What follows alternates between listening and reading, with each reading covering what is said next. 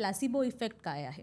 तर placebo effect म्हणजे काय, फॉल्स मेडिसिन्स. ठीक आहे, जर ते फॉल्स मेडिसिन्स असतेच तर मग लोक आलेच का असते होमिओपॅथीकडे. आणि वन्स अगेन कोरोनामध्ये पण बिफोर एनिथिंग, एनी प्रिव्हेन्शन आणि एनी इंजेक्शन्स, लोकांनी होमिओपॅथीचे आर्सेनिक स्पेसिफिक हे मेडिसिन, आर्सेनिक किंवा ब्रायोनिया किंवा कॅम्फर ह्याचे नावं देऊन ते मेडिसिन्स सेल केलेले होते, घेतले होते टू इन्क्रीज द इम्युनिटी. म्हणजे लाईक क्युअर्स लाईक, म्हणजे तो माणूस जसा आहे त्याच्या हुबेहूब ते मेडिसिन असतं.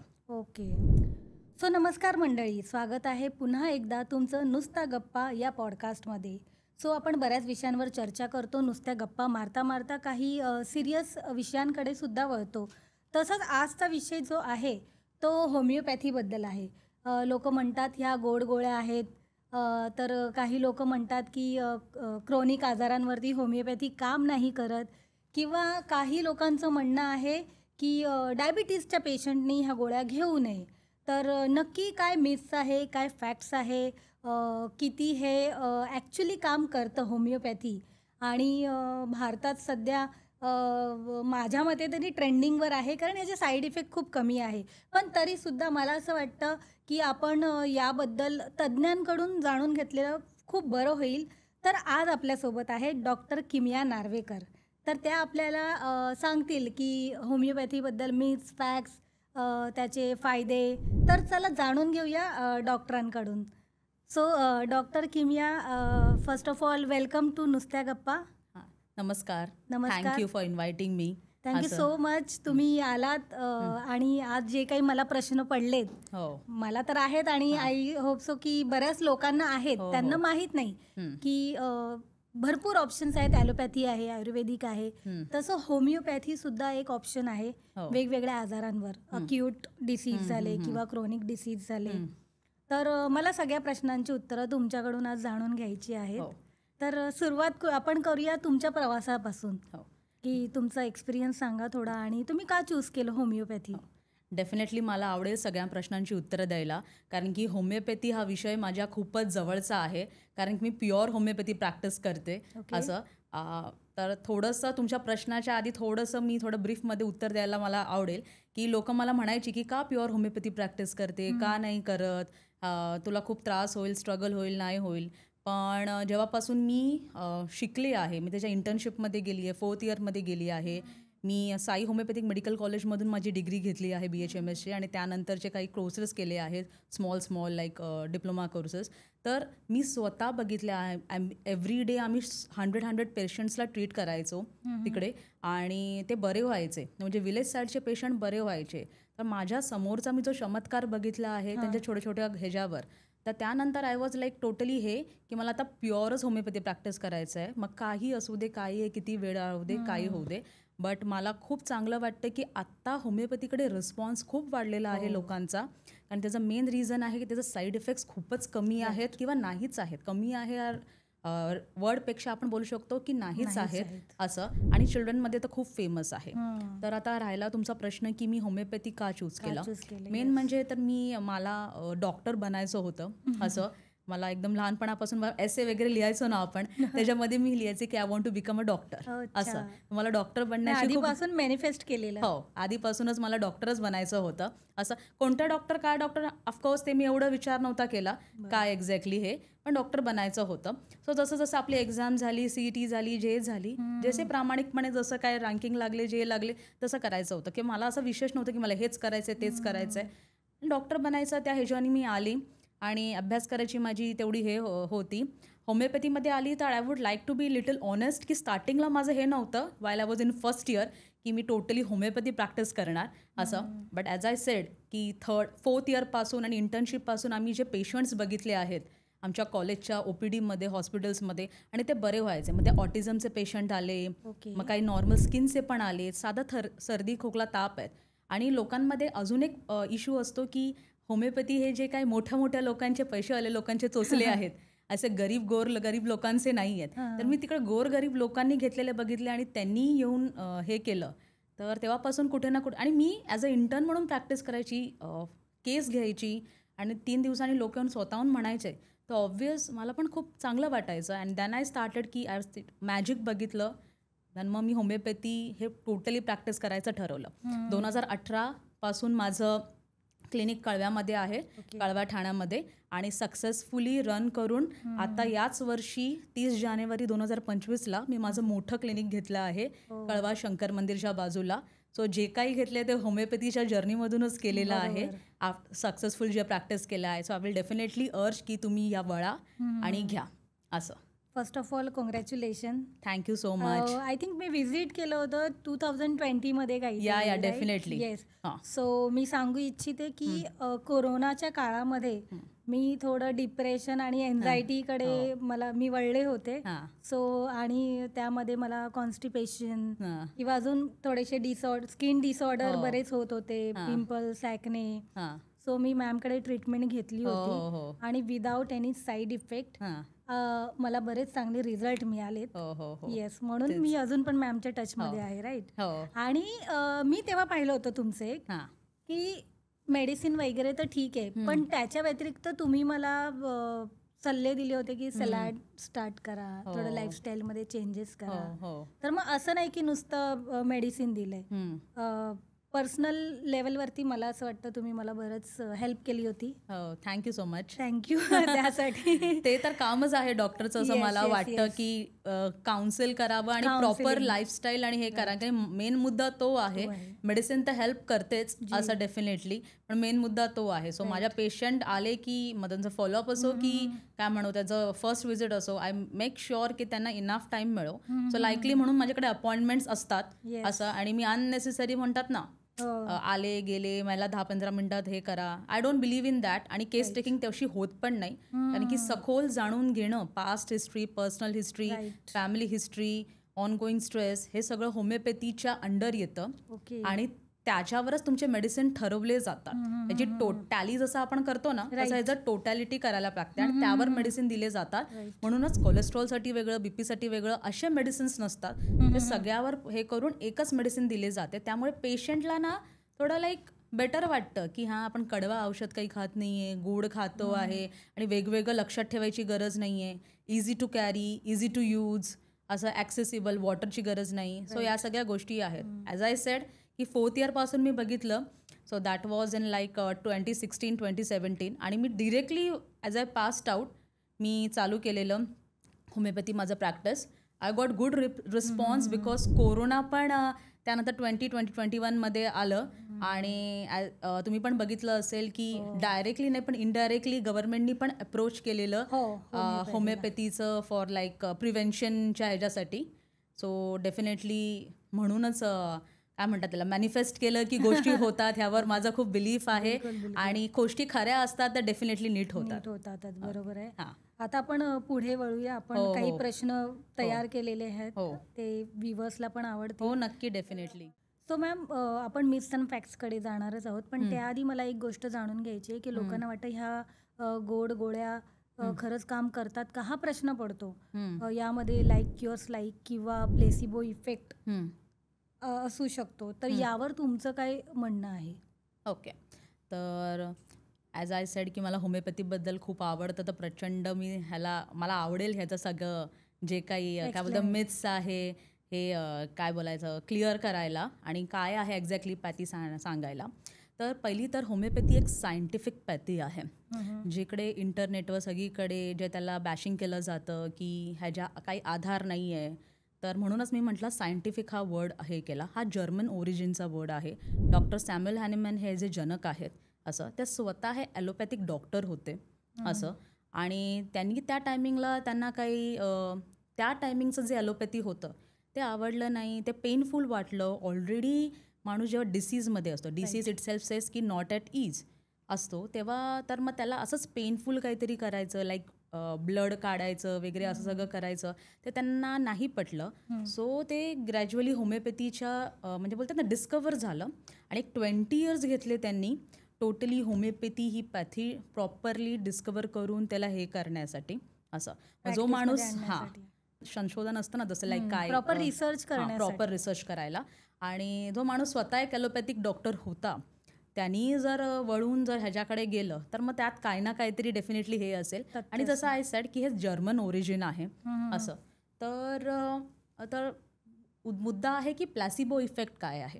तर प्लॅसिबो इफेक्ट म्हणजे काय, फॉल्स मेडिसिन्स. ठीक आहे, जर ते फॉल्स मेडिसिन्स असतेच तर मग लोक आलेच का असते होमिओपॅथीकडे. आपण हा पॉडकास्ट पण आज का केला असता, किंवा लोकांच्या मनात प्रश्नच का असतात. आणि वन्स अगेन कोरोनामध्ये पण बिफोर एनिथिंग, एनी प्रिव्हेन्शन आणि एनी इंजेक्शन्स, लोकांनी होमिओपॅथीचे आर्सेनिक स्पेसिफिक हे मेडिसिन, आर्सेनिक किंवा ब्रायोनिया किंवा कॅम्फर ह्याचे नावं देऊन ते मेडिसिन्स सेल केलेले होते, घेतले होते टू इन्क्रीज द इम्युनिटी. तर युअर टू अंडरलाईन की तेव्हा लोकांमध्ये भरपूर भीती पसरली होती. तर तो फॅक्टर लक्षात घेऊन हे मेडिसिन्स लाईकली त्यांना प्रिस्क्राईब केले होते. म्हणजे हे मेडिसिन्स आधीपासूनच होते आणि त्यांना ते प्रिस्क्राईब केले होते बेसिस ऑन दॅट. आणि लोकांना बरंही वाटायला लागायचं, बिकॉज जे कोणी होमिओपॅथी घेतही नव्हते बरोबर, तेही मला येऊन सांगायचे की because I was practising that. मी घरात नव्हती बसलेली असं, I was practising that time की नाही थोडं झोप येते, थोडं बरं वाटतंय, थोडं शांत वाटतंय असं. मग जर प्लॅसिबो इफेक्ट असता तर मग ते आपण थोडी त्यांना काही सांगितलं होतं की तुम्ही असं सांगा. तर लोक असं स्वतःहून येऊन म्हणतात. आणि कोरोना तरी खूप मोठी एक महामारी आली होती अख्ख्या जगावर, आणि जर लोक स्वतःहून म्हणतात की त्यांना हे वाटतंय, तर I definitely the placebo effect नाही आहे. होमिओपॅथीचा एक सिद्धांत आहे, लाईक क्युअर्स लाईक. ओके, असं. ह्याचा मिनिंग काय आहे की होमिओपॅथी हे मेडिसिन जे आहे की सर्दीसाठी वेगळे, खोकल्यासाठी वेगळे, फिवरसाठी वेगळे, हे असं नसतं. तर माणसांमध्ये डिफर करतं. उदाहरणार्थ तुम्हाला सर्दी झाली आहे, तुमच्या सोबत कोणाला अजून सर्दी झाली आहे, तर तुमचे काय कारणं आहेत सर्दीचे, त्यांचे काय कारणं आहेत सर्दीचे, तुमची पास्ट हिस्ट्री, मेडिकल हिस्ट्री सगळं घेऊन, तुमची सायकोलॉजिकल हिस्ट्री, कधी कधी वारंवार होते, काय होते, कधी काय स्ट्रेस असतो लोकांसाठी. पण जेव्हा माझ्या कन्सल्टिंग ह्याच्यामध्ये घेते, अरे स्ट्रेस पण असतो का सर्दीमध्ये? अरे हो, डेफिनेटली. राग आला, काय आला तरी पण सारखी सारखी होते सर्दी. तर ह्या सगळ्या गोष्टींना आपण टोटल करून ते मेडिसिन दिलं जातं. म्हणजे लाईक क्युअर्स लाईक, म्हणजे तो माणूस जसा आहे त्याच्या हुबेहूब ते मेडिसिन असतं. ओके, असं. म्हणजे त्याचं संशोधन कसं झालं होतं की डॉक्टर हॅनेमन हे स्वतः सिंकोना बार्क हे त्यांनी खाल्लं होतं थोडं थोडं करून, आणि त्या हिशोबाने त्यांना आहे ना मलेरियासारखे सिम्पटम्स यायला लागले. म्हणजे लाईक मलेरियामध्ये काय होतं, आपल्याला स्वेटिंग होते, फिवर होतं, थंडी ताप येतो, हे सगळे सिम्पटम्स येतात. मग त्यांना, आणि त्या टायमिंगला त्यांना काहीच त्रास नव्हता. त्यांनी हे असं का केलं, तर त्यांनी एक क्युलेन्स मटेरिया मेडिका म्हणून आहे ते वाचलं होतं. आणि त्याच्यामध्ये असं लिहिलं होतं की सिंकोना बार्कमध्ये मलेरियासारखे सिम्पटम्स आहे, XYZ असं लिहिलं होतं बरंच. ठीक आहे. तर मग त्यांचं ते तेव्हा त्यांना अगेन्स्ट जात होते की असं कसं आहे, काय आहे, because he was an allopathic doctor, right. पण मग ते जे क्युलेन आहे त्यांनी त्यांना सांगितलं की तुम्ही स्वतः बघा, स्वतः खाऊन बघा हे सिंकोना बार्क, आणि बघा ते कसं होतं, काय होतं. ठीक आहे. मग त्यांनी ते खायला चालू केलं आणि मग त्यांना ते हेल्दी होते. He was not having malaria. त्यांनी ते खायला चालू केलं आणि त्यानंतर he got the malaria symptoms. Okay. मग दॅट टाइम ही डिस्कवर्ड, जसं की होमिओपॅथी हेल्दी प्रूव्हर्सवर केली जाते, ॲनिमल्सवर टेस्टिंग नाही केलं जातं. That is one more thing की ह्याचा साईड इफेक्ट नाही आहे. एका हेल्दी माणसावर केलं जातं. माणसांवरच ऑलरेडी त्याचं काय म्हणतात एक्सपेरिमेंट्स केलं, तर it is very easy to हे की ह्याचं सेमच आहे ना ऑर्गन वगैरे हे, तर त्याचं कळायला की ते साईड इफेक्ट नाही आहे. तर त्यामुळे ते त्यांच्यावर केलं होतं, त्यांना ते सिम्पटम्स कळले आणि तसे त्यांनी 20 वर्ष त्याचं प्रॉपर संशोधन केलं आणि तशी ती डिस्कवरी आली. सो तेच लाईक क्युअर्स लाईक किंवा सिमिलिया सिमिलेबस क्युरेंचर इन दॅट वर्ड हे त्याचं मिनिंग आहे. आणि लॉ ऑफ मिनिमम म्हणजे मिनिमम डोस दिले जातं होमिओपॅथीमध्ये. म्हणजे जसं मी आधी पण म्हणाली होती की बीपीसाठी वेगळं, कोलेस्ट्रॉलसाठी वेगळं, ह्याच्यासाठी वेगळं, असं नाही. तर सगळे सिम्पटम्सचं टोटॅलिटीकडून मेडिसिन्स दिले जातं.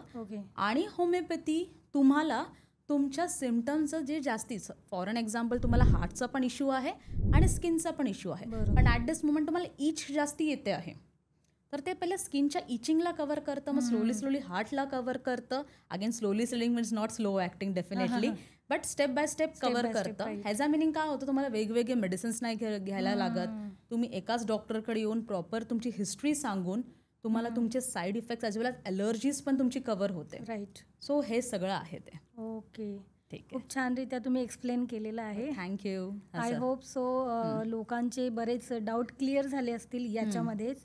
सो आपण पुढे वळूया मिथ्स आणि फॅक्ट्सकडे. हो, डेफिनेटली. मी तुम्हाला क्वेश्चन्स विचारते. हो. तुम्ही मला क्लिअर करा की हे मिथ्स आहे, फॅक्ट्स आहे हो. किंवा मग याच्या मागचं रिझन काय आहे. हो, डेफिनेटली ठीक आहे? डेफिनेटली. तर अक्यूट आजार जसं की सर्दी, ताप, खोकला याच्यावरती होमिओपॅथी कसं काम करतं? ओके. तर होमिओपॅथी ॲज आय सेड की सगळ्याच आजारांवर कामं करतं. मग ते ॲक्यूट असो, क्रॉनिक असो, कसंही असो. मी माझ्या OPDमध्ये फीवरवर पण मेडिसिन्स दिलेले आहेत, डायरियावर पण मेडिसिन्स दिलेले आहेत, लगेच सर्दी झाली आहे, मग ते धुळीमुळे झाली आहे, कायमुळे, जे क्रॉनिक नाही आहे. क्रॉनिक म्हणजे फॉर मोर दॅन लाईक 1 वीकपेक्षा जास्ती 15 डेज आणि खूप टाईम सारखी 3 मंथ्सपेक्षा जास्ती मग ते क्रॉनिकमध्ये हे केलं जातं. तसं नाही. आणि मी माझ्याकडे जेव्हा पेशंट येतात तेव्हा त्यांचा त्रास बघून मला कळलेलं असतं की लाईक डायरियाज होते, ते पोट दुखते, बसता होत नाही, विकनेस आले, काय आले. तर आय मेक शुअर की मेडिसिन मी त्यांच्या टांगवर देते, त्यांना 10-15 मिनिट्सचा वेट करायला लावते. असे त्यांच्याकडे 3 to 4 डोसेस देते. लाईकवाईज त्यांची हिस्ट्री घेतली जाते आणि पुढचे मेडिसिन हे केले जातं.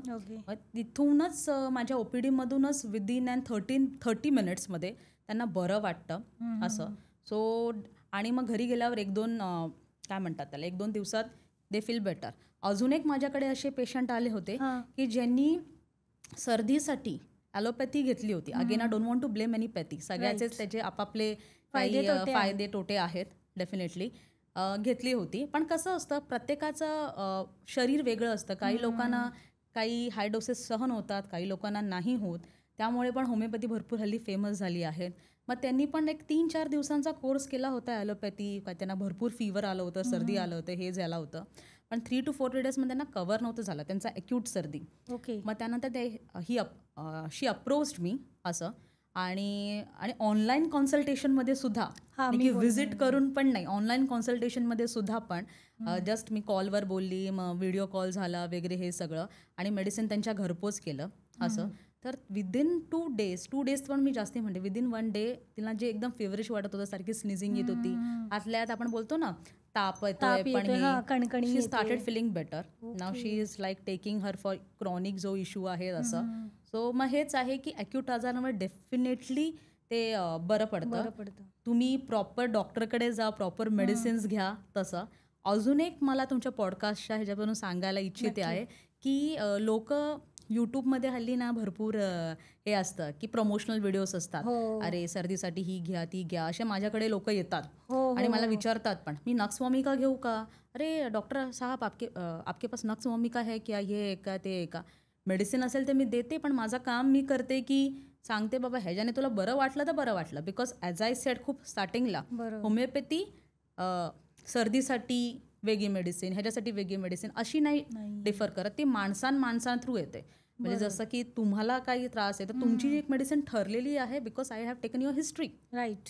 ही जी प्रमोशनल हे बघून अरे नक्स वॉमिका हिला सर्दीला द्या, अरे पोटासाठी हिला XYZ द्या, डोक्यासाठी बेलाडोना द्या, ह्या वेळी नाही वर्क करत. मग ते काय आता तुमचं लक असेल, तुक्का लागला तरी घेतलं. ह्याच्यामध्ये काय होतं ना, पॅथीला दोष दिला जातो, जे कुठे ना कुठेतरी मला वाईट वाटतं की पॅथीला दोष न देता तुम्ही प्रॉपर वेनी मेडिसिन घ्या, प्रॉपर होमिओपॅथी डॉक्टरकडे घ्या, तुमची पूर्ण हिस्ट्री घेतली जाते, ॲटलिस्ट 30 मिनिट्स तरी घेतली जाते आणि त्यावर मेडिसिन ठरवलं जातं आणि दिलं जातं. It is not about side effect or not acting, it is about you are not taking it properly असं.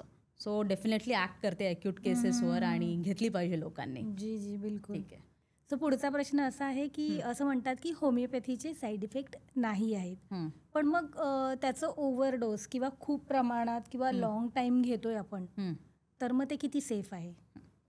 होमिओपॅथिकचे साईड इफेक्ट डेफिनेटली नाही आहेत, बिकॉज ते नॅचरल सोर्सेसपासून बनवलेलं आहे. त्याचं जर्मन ओरिजिन आहे. ठीक आहे. तसं आयुर्वेदिक पण नॅचरल सोर्सेस बनवलेलं आहे. जर जर्मनच्या ओरिजिन थ्रू आणि ते नॅचरल सोर्सेसपासून बनवलेलं, लाईक की तुमचं ॲनिमल सोर्स, मिनरल्स सोर्स, मग त्यानंतर तुमचं प्लांट सोर्स असं. मग त्यानंतर पण फॉर एन एक्झाम्पल जसं मगाशी मी सिंकोना बार्क म्हणजेच चायना ऑफिशिनालिस ह्याचं जे मी उत्तर दिलं, तर त्याचा समजा काही बार्क घेतलं, काय घेतलं, तर डायरेक्टली त्याला कुटून त्याचं औषध नाही बनवलं जात की ते खूप उग्र पडेल आपल्याला की काय. त्याचं फक्त 1 पार्ट घेतलं जातं. मग 99 पार्ट्स ऑफ आयदर अल्कोहॉल जे सॉल्युबल आहे, खायला प्यायला व्यवस्थित बॉडीला पसेल असं, किंवा वॉटर हे घेतलं जातं. त्याचा 1 पार्ट 99 पार्ट्स ऑफ वॉटर किंवा अल्कोहॉल जे बॉडीला व्यवस्थित आहे ते. ते घेतल्यानंतर त्याला ट्रॅच्युरेट केलं. ट्रॅच्युरेट इज अ शब्द आहे, म्हणजे त्याला प्रॉपरली डायल्यूट केलं. ते नंतर मग पुन्हा त्याचा 1 पार्ट मग परत वॉटर किंवा अल्कोहोलचा, जे अगेन सॉल्युबल आहे बॉडीसाठी, नॉट डायरेक्टली जे अल्कोहोल आपण कन्झ्युम करतो ते त्याचं घेतलं जातं. मग असं केल्यानंतर मग तो जो पार्ट आहे लाईक सिंकोना बार्क, तो नेग्लिजिबल होऊन त्याच्या आतलं फक्त जे काय म्हणतात त्याला पॉवर जो आहे ती राहते. ओके. त्याला आपण व्हायटल फोर्स आतली बोलतो. म्हणजे होमिओपॅथीमध्ये जसे इवन सोलला पण महत्त्व दिलेलं आहे. बरोबर. म्हणजे फक्त तुमचं फिजिकल ॲस्पेक्ट, मेंटल ॲस्पेक्ट नाही, तर सोल, आणि सोल म्हणजेच तुमचा व्हायटल फोर्स ह्याला महत्त्व दिलं आहे. होमिओपॅथीमध्ये एक सब्जेक्ट आहे ऑर्गन ऑफ मेडिसिन, त्याला आपण बायबल बोलतो होमिओपॅथीचं. म्हणजे सगळं त्याच्यामध्ये लिहिलेलं आहे की होमिओपॅथी कशी काम करते, कसं म्हणजे ना फिजिशियन इन द सेन्स जे डॉक्टर आहेत त्यांनी कसं त्यांच्यावर हे केलं पाहिजे. तर त्याच्यामध्ये व्हायटल फोर्स म्हणजे तुमचं सोल आहे बॉडीला, त्याला हे महत्त्व दिलं आहे. म्हणजे ते तर त्याला प्रॉपरली काय म्हणतात प्रज्वलित करणं किंवा इग्नाईट करण्यासारखं, व्यवस्थित करण्यासारखं. त्यामुळे त्याच्यातला तर अंशच राहत नाही. राईट. लाईक स्नेक पॉयझन पासून पण होमिओपॅथी बनवली आहे. लॅकेसिस आहे आणि बरस आहे. त्याचबरोबर तुमचं एक्सरेस पासून पण बनवली आहे. तुमचं आर्सेनिक वगैरे हे तर मेटल्स आहेत ना, सल्फर वगैरे ह्याच्यापासून बनवली आहे. पण त्याचे जे अंश आहेत ते राहतच नाहीत, कारण की जसं मी तुम्हाला एक्सप्लेन केलं की त्याचा 1 पार्ट घेतला जातं, 99 पार्ट्स ऑफ वॉटर किंवा सोल्युबल अल्कोहोल ते घेतलं जातं. अगेन ह्याचं 1 पार्ट घेतलं जातं, 99 पार्ट्स ऑफ वॉटर किंवा सोल्युबल हे घेतलं जातं. त्यांनी ह्याचा जो प्रमाण आहे, मेन जो क्रूड फॉर्म आहे तो कमी होऊन जातो. आणि त्यातला आतला जो व्हायटल फोर्स म्हणजे जे आहे त्यातला आतला अंश आहे ते त्या मेडिसिनमध्ये राहतं असं. आणि वाय टेकन्स वॉटर किंवा सोल्युबल अल्कोहोल, बिकॉज त्याच्यामध्ये ते प्रॉपरली प्रिझर्व राहतं. असे तर बरेच वेगवेगळे प्रिझर्वेटिव्ह वापरले जातात, पण दिस इज अ मोस्ट काय म्हणतात त्याला कॉमनपेक्षा पण most safest form of preservative ज्यांनी ते प्रिझर्व करू शकतो. त्याचबरोबर होमिओपॅथीला एक्सपायरी डेट पण नाही आहे. असं किती वर्ष लोक मेडिसिन्स त्यांच्याकडे मग ग्लोब्युल्समध्ये पण प्रॉपरली झाकण लावून ठेवून व्यवस्थित हे करू शकतात, किंवा जी बॉटल आहे त्याचं पण हे करू शकतं, ते व्यवस्थित वापरू शकतात. का तर आपण हे जे यूज केले आहेत त्यामुळे. तर अशा पद्धतीने ते होमिओपॅथी औषध बनवलं जातं. तर त्यामुळे त्याचं साईड इफेक्ट्स असणं नेग्लिजिबल की दूरच्या प्रमाणातच आहे. Safe in women's while in pregnancy, breast फिडिंगमध्ये पण असं त्याच्यामध्ये पण खूप बेटर आहे, डिलिव्हरी नंतर पण, आणि चिल्ड्रनमध्ये पण एकदम लहान बाळाला पण तुम्ही देऊ शकता. कुठलाही सायकोसोमॅटिक डिसऑर्डर वगैरे असं तसं. आणि अगेन मी कोरोनाचं हे बोलायला लावेन की त्या मोमेंटला ते प्रिव्हेन्शन म्हणून दिलं आणि इतक्या लोकांना दिलं गेलं होतं, तर मग त्याचा काही साईड इफेक्ट असताच तर तो मग इतक्या लोकांवर दिसलाच असता ना. बरोबर. असं. सो त्यामुळे हा त्याचं हे की safe to take, but anything should be taken properly. असं एक्सेस जसं तुम्ही म्हणालात, एक्सेस घेण्याने साईड इफेक्ट तुम्हाला दिसणार नाही, पण प्रॉपर रिझल्ट पण तुम्हाला दिसणार नाही. बरोबर. सो प्रॉपरली अंडर डॉक्टर तुम्ही घेतलं पाहिजे.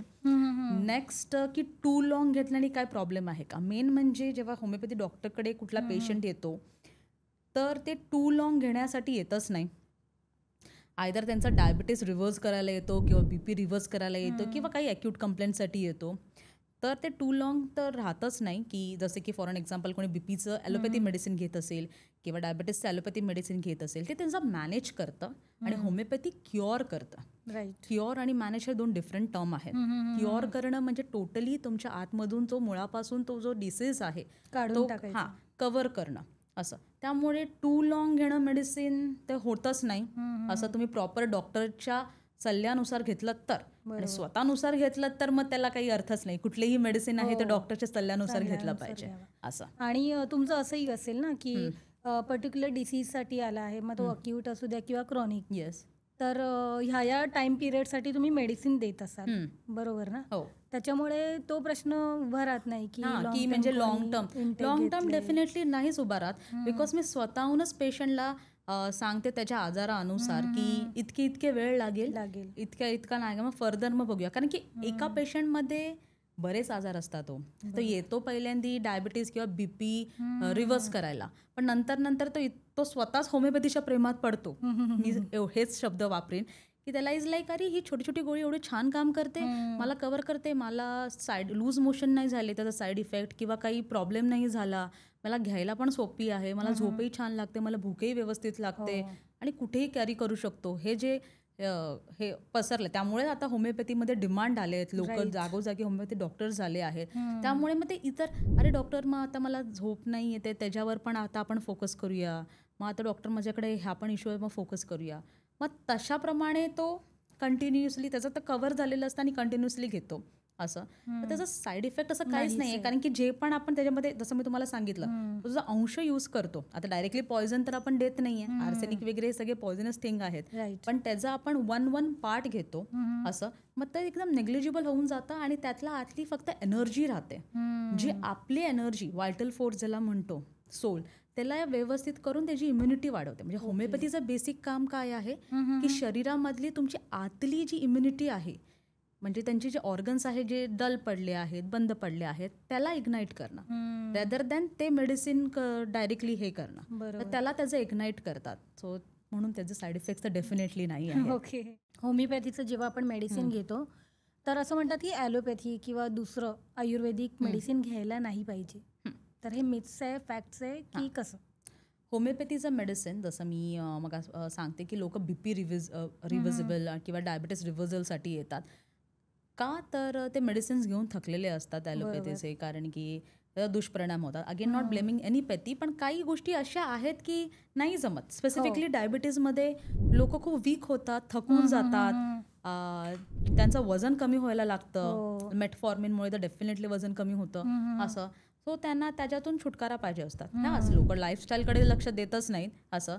सो मी माझ्याकडे येऊन पहिले एक्सप्लेन करते, लाईफस्टाईल ठीक करणं पहिले गरजेचं आहे आणि मग मेडिसिन. आणि मेडिसिननी ते कव्हर तर होतंच, तर पण मग स्टार्टिंगला आता डिपेंड्स की तुम्ही किती टाइम ॲलोपॅथी घेतल्यात. फॉर एन एक्झाम्पल, जर तुम्ही 5 इयर्सपासून ॲलोपॅथी डायबिटीस मेडिसिन घेता आहात, तुम्ही डिरेक्टली तुमची ती बंद नाही करू शकत, बिकॉज ॲलोपॅथी मेडिसिनची सवय झालेली असते असं, आणि होमिओपॅथी मेडिसिन सवय करणारं नाही आहे. मग सवय झालेली असते तर डायरेक्टली तुमचं बंद केलं असं तर ते तुम्हाला थोडी चक्कर येणार, थोडा त्रास होणार. तर मग स्टेप बाय स्टेप ते बंद करून मग होमिओपॅथीचं स्टेप बाय स्टेप डोस वाढून तसं केलं जातं. सो ते दोन्ही एकत्र घेऊ शकतो आपण, कारण डायरेक्टली बंद करायची गरज नाही आहे. त्याचबरोबर आता डायबिटीस आणि BPचं आपण बोललो, नॉर्मल मेडिसिन्स घ्यायला पण आलेत लोक, काही सर्दी आला, खोकला आला, ताप आला, काही लूज मोशन झाले ॲक्यूटसाठी, आणि त्याचबरोबर परत त्यांना काहीतरी मध्येच फीवर आला, काय आलं. कधी कधी होतं की डॉक्टरांशी बोलून नाही जात, काय नाही जात, कधी कधी काही लोकांना वाटतं अरे काय डॉक्टरला डिस्टर्ब करायचं, ऑलरेडी आपले मेडिसिन चालले, किंवा थोडं माहिती नसतं, तर तेव्हा तुम्ही डोलो घेतली, काय घेतली, म्हणजे दुसरी ॲलोपॅथी मेडिसिन घेतली, it can go hand in hand जाते. तुम्ही फक्त एक 30 त्या मुमेंटला, समजा आफ्टरनूनचा तुमचा डोस आहे आणि दोन्ही कोलाईड झालं, एक 30 मिनिट्सचा गॅप ठेवला पाहिजे. जर दोन्ही डोस कोलाईड नाही होता त्यांचा टायमिंग्स, तर काही त्या गॅप ठेवण्याचा काही हेच येत नाही असं.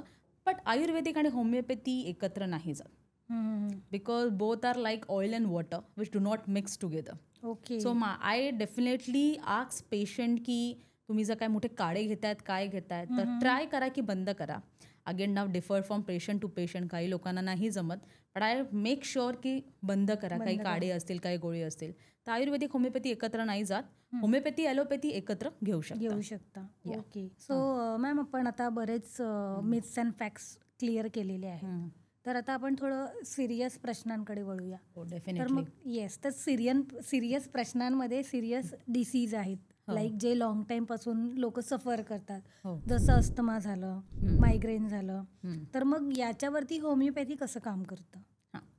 तर होमिओपॅथी सगळ्या साधारण ब्युटिफुली काम करतं आता. आणि स्पेसिफिकली अस्थमा, मायग्रेनसाठी तर बऱ्याच पॅथीमध्ये असं बोललं जातं की ह्याच्यावर तर काही उपचार नाही आहे. जेव्हा जेव्हा तुम्हाला त्रास होतो तेव्हा तेव्हा तुम्हाला जी XYZ गोळी सांगितली आहे ते ती घ्यायची. आणि अशी लोक माझ्याकडे बरंच आली आहे की डॉक्टरांनी सांगितलं आहे, जे काही आमचे लोकल डॉक्टर आहेत किंवा वॉटेवर न्यूरोफिजिशियन आहेत, हे याच्यावर तर काही उपचार नाही आहे असं. तुम्हाला जेव्हा जेव्हा त्रास होईल तेव्हा तेव्हा गोळी घ्यायची. आणि ह्या सगळ्या गोष्टी तुमच्या मोठ्या मोठ्या इन्व्हेस्टिगेशन्समध्ये पण काय मायग्रेन रूल आउट होत नाही किंवा मायग्रेन इज लाईक तुमच्या ब्रेनच्या सॉफ्टवेअरचा प्रॉब्लेम आहे असं. पण जेव्हा आपण होमिओपॅथीकडे लोक येतात तर माझं पहिलं आन्सर असतं ह्याच्यावर उपचार आहे, हे तुमचं बंद होऊ शकतं. डेफिनेटली त्यांचे लाईफस्टाईल त्यांना एक्सप्लेन केलेलं जातंच, बिकॉज ती कुठलीही पॅथी असो तुमचं लाईफस्टाईल चेंज करणं इज अ मस्ट. लाईफस्टाईल तुम्ही चेंजच नाही करणार आणि तुम्ही फक्त औषधं घेत राहणार तर ते होतच राहणार ना वारंवार. ठीक आहे, तर त्यामुळे लाईफस्टाईल आहे डेफिनेटली एक्सप्लेन. आणि मग त्यानंतर मग तुम्ही कुठे चुकताय, काय चुकताय, कसं चुकताय, हे काय केलं पाहिजे. आणि मेडिसिन्स मी माझ्याकडून इमर्जन्सी पण देते असं, जेणेकरून तुम्हाला मध्येच काही ट्रिगर झालं, मायग्रेन काही त्रास झाला, कुठेही तुम्ही ऑफिसमध्ये असाल, प्रवासात असाल, कुठेही लॉंग वेकेशनला गेले तिकडे तुम्ही घेऊ शकता. तुमचे रेग्युलर मेडिसिन्स पण चालू असतात ऑन गोईंग करणं, तर डेफिनेटली बरं होतं. माझ्याकडे बरेच पेशंट्स आले आहेत मायग्रेनपासून. वर्टिगो आहे, मध्येच तोल जातं, थायरॉइड्स वगैरे आहेत, त्यांचे पण मेडिसिन चालू असतात. कारण की ते मेडिसिन्स जे आपण इलेक्ट्रॉसिन वगैरे जे घेतो ते फक्त तुमचं मॅनेज करतं. मॅनेज करणं म्हणजे काय की ते घेत आहात तेव्हाच तुमचं जे थायरॉइडचं हार्मोन वगैरे आहे ते प्रॉपर राहणार. So you have to take it life time. But whereas तुम्ही तुमचं लाईफस्टाईल मॅनेज कराल प्रॉपरली आणि होमिओपॅथी मेडिसिन पण घ्याल ॲज आय सेड, तर मग ते व्यवस्थित मॅनेज होतं. सो मायग्रेन, वर्टिगो, थायरॉइड झालं, ॲस्थमा तर वंडरफुली मॅनेज होतं. I have a patient with मी खूप पेशंटची हिस्ट्री नाही डिस्क्लोज करू शकत because it's confidential, but she is an aged lady. त्यांचा खूप वर्षापासूनचा ॲस्थमाचा प्रॉब्लेम आहे ड्यू टू हर सम काय म्हणतात त्यांचा जो करिअर बेस होता त्याच्यामुळे. For a long time she was on inhaler अस्थमाचे जे पफ घेतात वगैरे. 2022 त्यांनी माझ्याकडे त्यांची ट्रीटमेंट चालू केली and she is totally on online consultation, not visit. आणि अजून आम्ही इन पर्सन भेटलोच नाही आहोत असं. तर त्यांचं एवढं लॉंग हिस्ट्री लाईक 40+ हिस्ट्री त्यांची जी अस्थमाची आहे ती टोटली इन्हेलर्सपासून त्यांची कवर होऊन ते विदाऊट इन्हेलर आणि ॲज निडेड इन्हेलरवर आहेत. एका पॉईंटला ते पूर्ण कवर पण झालेलं की त्यांचं इन्हेलर नाही आणि फक्त होमिओपॅथी मेडिसिन चालू आहेत असं.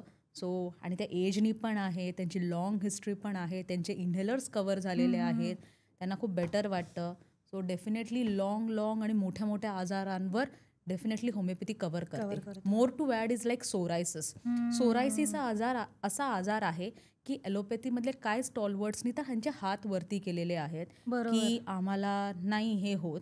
स्टील काही लोक स्टिरॉइड क्रीम किंवा काय देऊन वगैरे असे देऊन हे करतात, पण ॲज अगेन्स्ट स्टिरॉइड क्रीम दिलं तर त्याचं साईड इफेक्ट्स हे खूप जास्ती हे आहे. Because just to mention what is steroid exactly, it is like जे रेसलर्स लोक वापरतात जे गोळ्या वगैरे हे सगळं, जस्ट की त्यांना पेन नाही फील व्हायला त्या लेवलचे असतात ते. सो त्या लेवलचं तुम्हाला मेडिसिन्स दिले जातात, स्टील ते कव्हरेज नाही होत असं. त्याचबरोबर काही हाय लेवलचे पिंपल्स आणि ॲक्ने असतात त्याच्यामध्ये पण ट्रेटिनॉईनसारखे काही औषधं दिले जातात ज्याच्यामध्ये तुम्हाला सांगितलं जातं की you don't have to conceive for 2 to 3 years. Okay, you cannot conceive because this is such a hormonal medicine which can, त्याच्यामुळे तुम्ही कन्सिव्ह नाही करू शकत. तुम्हाला ऑलरेडी एक्सप्लेन केलं जातं आणि तसं दिले जातं. सो आय वुड डेफिनेटली तुमच्या माध्यमातून लोकांपर्यंत पोचवायला मला आवडेल का तुम्ही अननेसेसरी अशा सगळ्या बंधनांच्या मेडिसिनमध्ये जाल. बरोबर, allopathy is definitely useful in emergencies but not in chronic disorders. Chronic डिसऑर्डर्समध्ये तुम्हाला एवढे मोठे मोठे साईड इफेक्ट्स घेऊन तुम्हाला कव्हरेज करायचं आहे तर काय कव्हर होत नाही आणि ultimately you land up into something. तुमचे हार्मोन्स खराब होतात, तुम्हाला फ्रस्ट्रेशन येतं, इश्यूज येतं.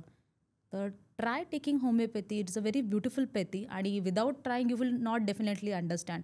माझ्याकडे बरेच काही पेशंट आलेले स्टार्टिंगला त्यांनाही जसे तुम्हाला काही प्रश्न आहेत तसे होते, बिकॉज असणारच काही नवीन ट्राय करायच्या आधी कुठेही काही प्रश्न असतातच आपल्याला असं.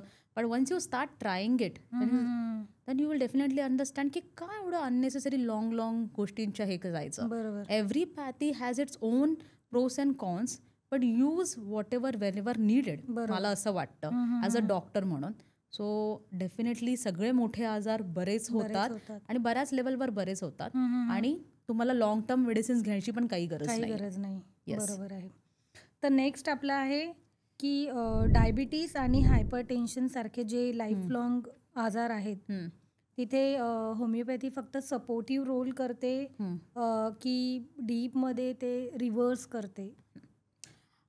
डायबिटीज, BP, थायरॉइड, जे पण असे जे क्रॉनिक लाईफस्टाईल डिसऑर्डर आहेत, जे पास ऑन होतात generation to generation, specifically diabetes and thyroid वगैरे असं, तर त्याच्यामध्ये होमिओपॅथी सपोर्टिव्ह किंवा मॅनेजमेंटचा रोल नाही करत, तर क्युरेटिव्हचा रोल करते. कारण की होमिओपॅथीचं मूळच हे आहे, म्हणजे जो सिद्धांत जो आहे तो तुमचा आजार बरं करण्यासाठी आहे. कारण again going back to its principle which is like cures like.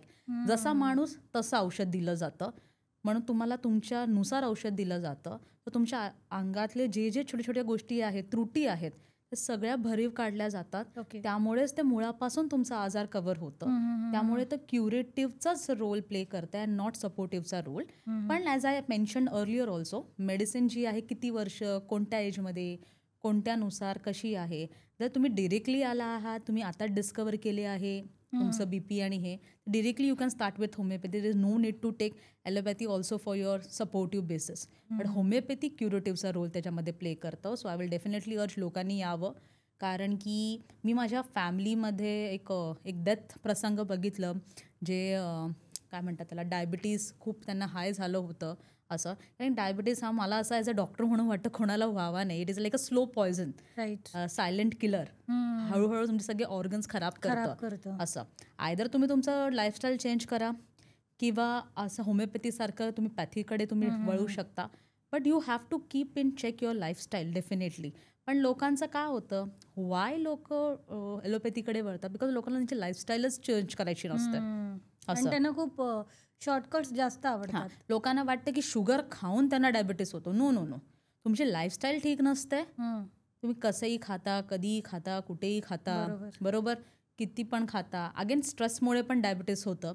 तर ह्या सगळ्या गोष्टी रिव्हर्स कसं करायचं, काय करायचं, हे पण मी माझ्या OPDमध्ये, क्लिनिकमध्ये प्रॉपरली एक्सप्लेन करते. आणि ॲज वेल ॲज होमिओपॅथी पण डेफिनेटली ते हे करतं. I have many patients with them which are like 50+ age, जे नुसतं होमिओपॅथी मेडिसिन्सवर आहेत आणि त्यांचे डायबिटीज मेडिसिन स्टॉप झालेले आहेत. अलॉंग विथ दॅट त्यांना इतर आजार पण आहेत असं, तर ते पण कव्हर झालेलं आहेत. आणि आपण 3 to 4 months रिपोर्ट्स करून बघतो किती त्यांना बेटर आहे. आणि बेटर दे आर गोईंग वेल. भूक पण लागते, सगळं होतंय. कारण की जेव्हा ते ॲलोपॅथीवर होते तेव्हा त्यांचे प्रश्न होते की त्यांना भूक नव्हती लागायची, मरगळ वाटायची, ॲक्टिव्हनेस पण वाटतं आहे असं. तो डेफिनेटली ते सपोर्टिव्ह नाही, तर मेन रोल प्ले करतं, दॅट इज क्युरेटिव्ह रोल असं. ओके. सो आपण थायरॉइड बद्दल बोललो, पुन्हा मायग्रेन बद्दल बोललो, पण होमिओपॅथी वुमन्सशी रिलेटेड जे इश्यूज आहेत, स्पेशली आजकाल मुलींमध्ये, महिलांमध्ये, दोन्हीमध्ये PCOD, PCOS हे खूप प्रमाण वाढलेलं आहे. त्याचबरोबर मेनोपॉज हे आता खूप लवकर व्हायला लागलेले आहेत. त्याला पेरीमेनोपॉज पण बोलतात, राईट? सो मग ह्या केसेसमध्ये होमिओपॅथी कसं सपोर्ट करतं किंवा काय हेल्प करतं होमिओपॅथी? होमिओपॅथी तर डेफिनेटली ते क्युरेटिव्हचा रोल प्ले करतं, not as a supportive role.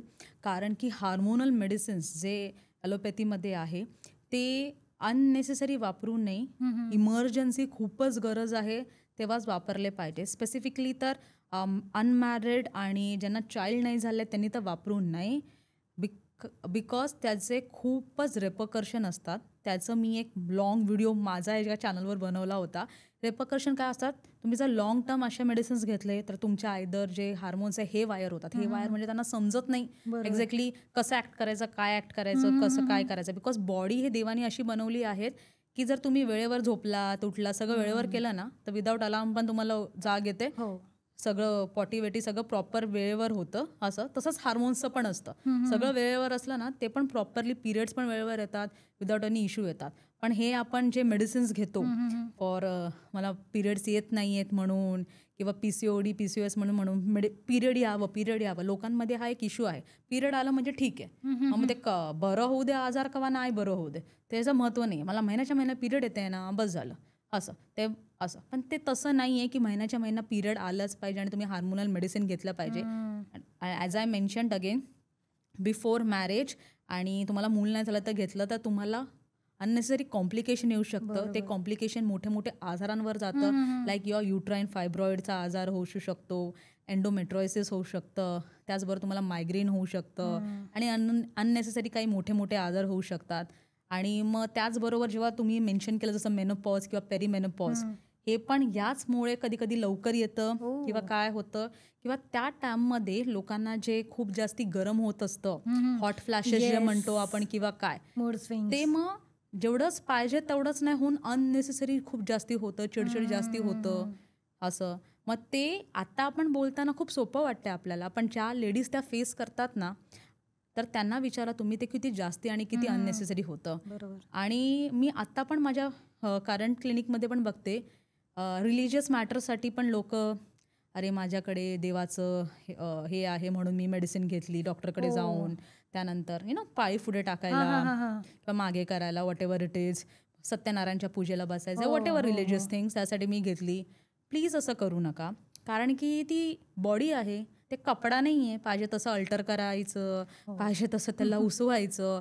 तर ते तुम्ही असं त्याच्याशी खेळणार तर ते पण तुम्हाला त्याचा खेळ दाखवणार. बरोबर, डेफिनेटली. सो मग ते हे वायर होतं. हे वायर म्हणजे त्यांना समजत नाही.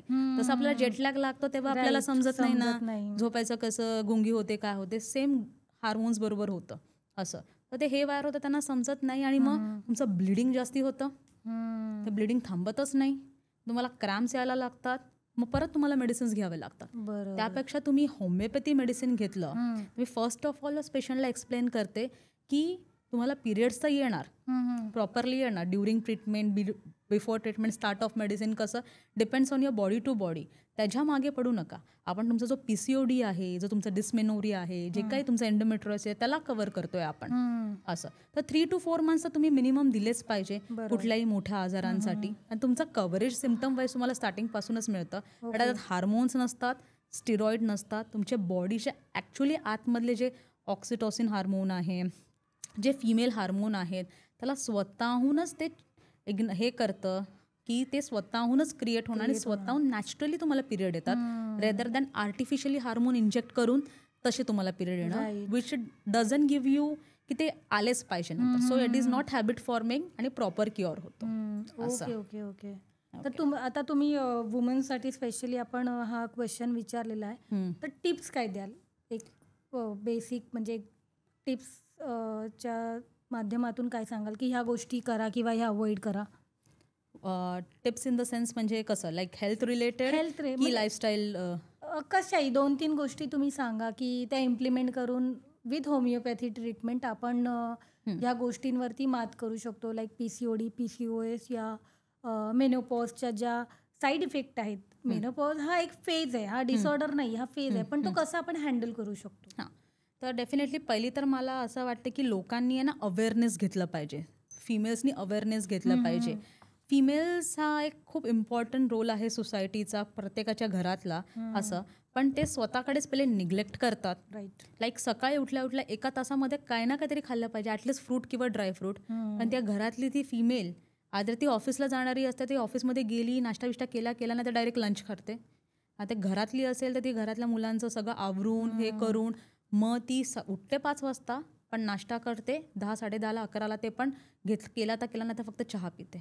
हा जो इश्यू आहे की नाही वेळेवर खाणं, सकाळी उठल्या उठल्या नाही खाणं, ह्याच्यामुळेच बरेच फिमेल्सचे आजार वाढलेले आहेत. त्याच्यामध्ये तुमचं लो BP आलं, मग तुमचं वर्टिगो आलं, ठीक आहे, त्याचबरोबर तुमचे हार्मोन्स इश्यू आले, असं मग ॲसिडिटी, ब्लोटिंग आलं. आणि कितीही बोललं तरी फिमेल्सला ते हे केलं जातं, त्यामुळे ते करत नाही. पण तुम्ही स्वतःला पहिले प्राधान्य द्या, या गोष्टीकडे लक्ष द्या. त्याचबरोबर रिलिजियस मॅटर्ससाठी अननेसेसरी हार्मोनल पिल्स घेऊ नका, हे माझं म्हणणं आहे. तर तुम्ही तुमच्या बॉडीला समजून घ्या कसं काय आहे, ते एक माझं सांगणं असेल. त्याचबरोबर वेळेवर खा, पिया, अवेअरनेस घ्या अबाउट मेनोपॉज. काही लोकांना मेनोपॉज काय ते माहितीच नसतं. बरोबर. असं त्यांना असं वाटतं पाळी आलीच पाहिजे. म्हणजे माझ्याकडे काही फिमेल पेशंट अशी येतात आणि मला बोलतात, मी त्यांना एक्सप्लेन पण करते की आता आहे ना मेनोपॉज खूप लवकर आलेला आहे, पेरिमेनोपॉज काय आहे नाही. पण नाही डॉक्टर, पाळी आली पाहिजे, पाळी. अरे पण पाळी का आली पाहिजे? जर तुम्ही म्हाताऱ्या होत आहात, तुमचे ऑर्गन्स हे झाले आहेत, तर का आली पाहिजे ह्याचं त्यांना अंडरस्टँडिंग असलं पाहिजे.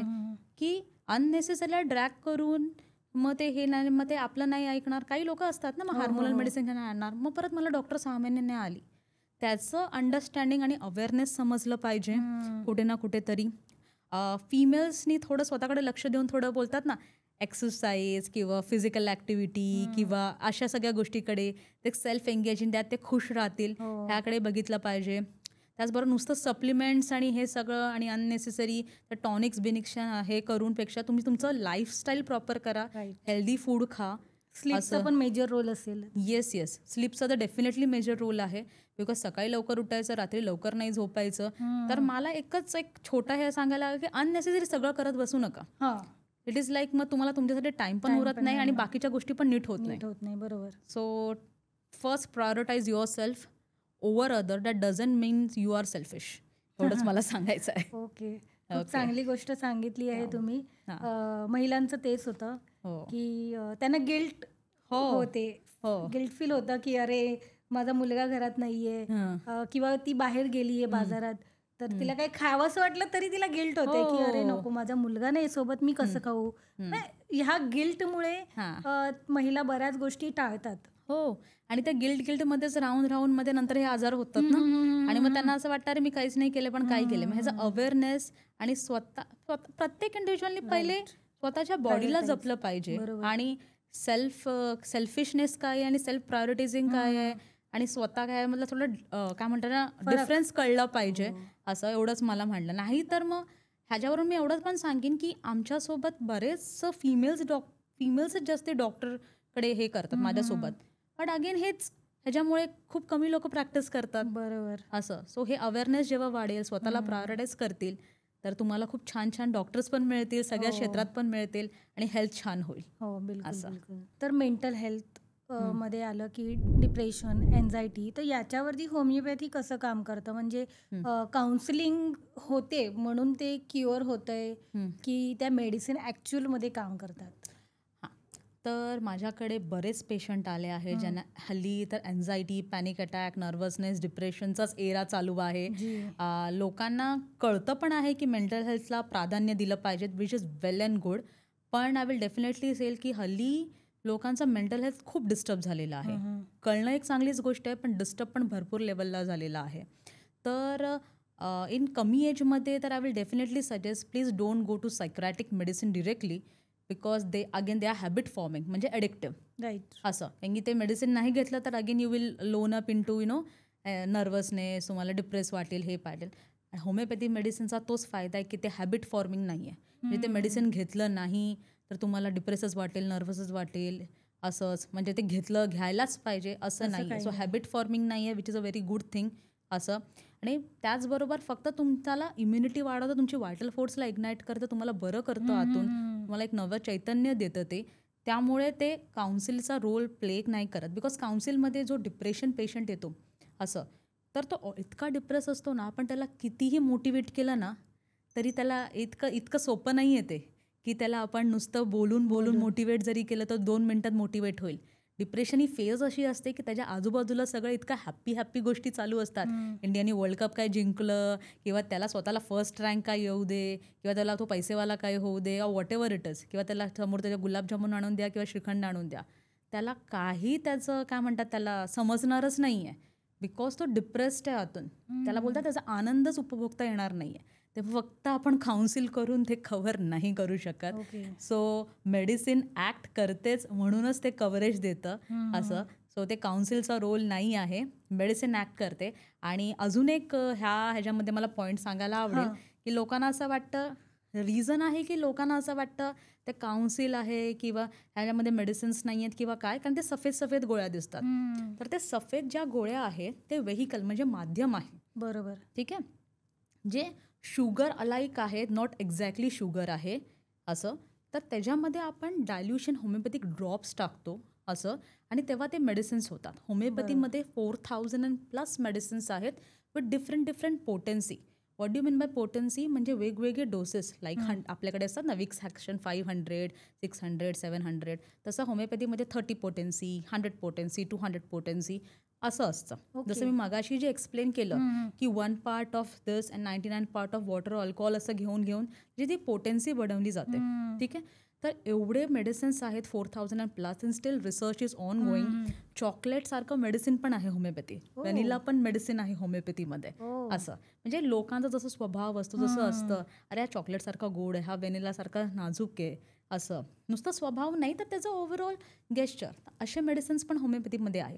डायरेक्ट चॉकलेट आणि व्हॅनिला तर नाही सर्व करत आपण, जसं मी एक्सप्लेन केलं त्या हिशोबाने ते मेडिसिन सर्व केलं जातं. सो दिस हे चॉकलेट आणि व्हॅनिला जे मी आता बोलली, हे मेडिसिन आत्ता रिसर्च चालू आहे म्हणून आत्ता डिस्कवर झालेलं आहे, विच दिलं जातं म्हणजे like some 2 to 3 decades around, असं खूप आधी नाही असं. तर मग coming back to the thing की काउन्सिलिंग फक्त नाहीच तर आणि मोटिवेट नाही तर मेडिसिन त्याच्यात टाकलं जातं आणि ते त्यांचं व्हायटल फोर्स जे सोलला महत्त्व दिलं जातं होमिओपॅथीमध्ये, असं ते त्यांचं हे करतं तेव्हा त्यांना भूक लागायला लागते, झोप लागायला लागते आणि सगळं व्हायला लागते. ते होत नाही कारण की थोडं अजून मी सांगायला हे करीन की एक संदीप महेश्वरी खूप यूट्यूबर होते, खूप फेमस यूट्यूबर होते आणि खूप चांगलं हे करतो, खूप चांगलं काम करत होते असं. तर त्यांचे व्हिडिओ बघून वगैरे लोक खूप असे मोटिवेट व्हायचे, पण ते किती टायमांचं असतं, just for 1 hour 2 hour 3 hour या अनलेस अँड अनटिल तुम्हाला आतल्या आत ते फील होत नाही, तुमचं इनर मोटिवेशन नसेल, आतल्यात तुम्हाला समजत नाही तोपर्यंत नसतं. मग ते काउन्सिलिंग जे आहे ते किती टेम्पररी असेल, तर ओव्हरऑल इफेक्ट द्यायचाच आहे तर तो मेडिसिनच करेल ना, थोडी काउन्सिलिंग होईल. डेफिनेटली मेडिसिनच ऍक्ट करतं आणि नुसतं काउन्सिलिंगवर नाही होत. ओके. आणि लहान मुलांच्या इम्युनिटी वाढवण्यासाठी होमिओपॅथी औषधं काम करतात का? Yes, definitely. कारण की होमिओपॅथीचा मेनच मोटो हा आहे की तुमचा व्हायटल फोर्सला हे करणं, म्हणजे तुमच्या सोलला प्रॉपर करणं, जो डिस्टर्ब झालेला असतो तो अनइज नसतो हे करतं. आणि I will definitely say here की लहानपणापासूनच जर तुम्ही होमिओपॅथी दिलं ना छोट्या बाळांना तर त्यांची इम्युनिटी खूप छान राहते. आणि इन द लेटर ऑन स्टेजेसमध्ये तुम्हाला दिसेल की जस्ट त्यांना तर फक्त एक डोस जरी दिला ना 4 गोळ्यांचा तरी त्यांचा सर्दी हे होतं. मी स्वतःच्या पर्सनल अनुभवातून सांगते. माझा एक कझिन आहे, त्याला लहानपणापासून मी होमिओपॅथी मेडिसिन्स देते. त्याच्या माझ्या फक्त 4 पिल्सचे मेडिसिन दिलं ना त्याचा कफ बरा होतो, त्याचा कोल्ड बरा होतो आणि सगळं हे होतं. कारण की त्यांची हिस्ट्रीच कमी असते ना, असं कारण की छोटेच असते, त्यांची काय हिस्ट्री असणार, बरोबर असं. तर एवढ्या लहानपणापासून आपण त्यांना दुसरं काही दिलं नाही, त्यांची हिस्ट्री व्यवस्थित ठेवली, आतून त्यांच्या ऑर्गन्सला ह्याचीच सवय लावली, हा चुकीचा शब्द आहे, ह्याचं निवड दिली त्याच्या ह्या मेडिसिनचं, तर ते खूप छान राहतं, व्यवस्थित राहतं त्यांचं. त्यामुळे डेफिनेटली इम्युनिटी वाढते पण लहान मुलांना आवडतं पण. माझ्याकडे तर छोटे छोटे 1-1, 2-2 वर्षाचे हे पण येतात, समजा त्यांना घेता नाही आलं की चोखायचं कसं औषध, तर मी ते औषध पाण्यातून पण तुम्ही घेऊ शकता ते पण एक्सप्लेन करते कसं. आणि मेन म्हणजे त्याचे साईड इफेक्ट नाही आहेत. मला तरी वाटतं एक 5 to 6 yearsपर्यंत अननेसेसरी मोठे मोठे अँटीबायोटिक्स, मोठे मोठे सिरप्स हे नाही घेतले पाहिजे अननेसेसरी, असं. तर कारण की छोटूसं बाळ आहे, त्याला आपण चहा पण द्यायला मागत नाही, तर मग Y such big medicines unnecessary, असं. सो हे माझं हे आहे की definitely you should urge for homeopathy. आणि इम्युनिटी वाढते, त्याचबरोबर काही इश्यूज असतात लाईक तुमचे रेस्पिरेटरी इश्यू, काही बाळण होतं तेव्हा काही इश्यू असतात ना, काही रेस्पिरेटरी इश्यू असतात, काय असतात ते पण कव्हरेज होतात, असं डेफिनेटली वर्क करते. ठीक आहे. सो ऑब्व्हियसली मुलांसाठी तर बेनिफिशियल आहेच होमिओपॅथी, पण कॅन्सरसारखा जीवघेणा आजार ज्याच्याने लोकांचं आयुष्य पूर्णपणे उद्ध्वस्त होऊन जातं, काहींचं तर मृत्यू हेच होतो, तर मग याच्यामध्ये होमिओपॅथी काय रोल प्ले करतं? होमिओपॅथीचा डेफिनेटली ह्याच्यामध्ये सपोर्टिव्ह रोल आहे, स्लाइटली क्युरेटिव्ह रोल आहे.